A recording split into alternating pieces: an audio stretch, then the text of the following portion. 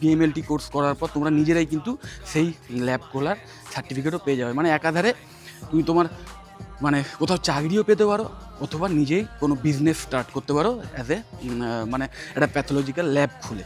So BMLT no doubt একটা অসাধারণভাবে career oriented course. এরপরে যারা মানে একাডেমিক লাইনে যেতে চাও বা যারা আরও রিসার্চ লাইনে যেতে চাও, তাদের জন্য বিএসসি ইন বায়োটেকনোলজি বা বিএসসি ইন মাইক্রোবায়োলজির মতো অসাধারণভাবে হাইলি কেরিয়ার ওরিয়েন্টেড যে কোর্সগুলো, মানে যেগুলো একাডেমিক কেরিয়ারটাকে টপ লেভেলে নিয়ে যেতে পারো, সেই কোর্সগুলো আছে, সেইগুলো চয়েস করতে পারো। অথবা তোমরা যদি সুইচ করতে যাও যে না, পিসিবি থেকে বেরিয়ে এসে যে বায়োলজি সেন্ট্রিক কোনো কোর্স ছাড়া আমি অন্যান্য কী কী কোর্স আছে সেটাও দেখবো, এবং তোমাদের যাদের ম্যাথামেটিক্স আছে তারা অবশ্যই বিটেকের মতো কোর্স চয়েস করতে পারো, মানে পিসিএমবি, কারণ ম্যাথামেটিক্সটা কিন্তু মাস্ট।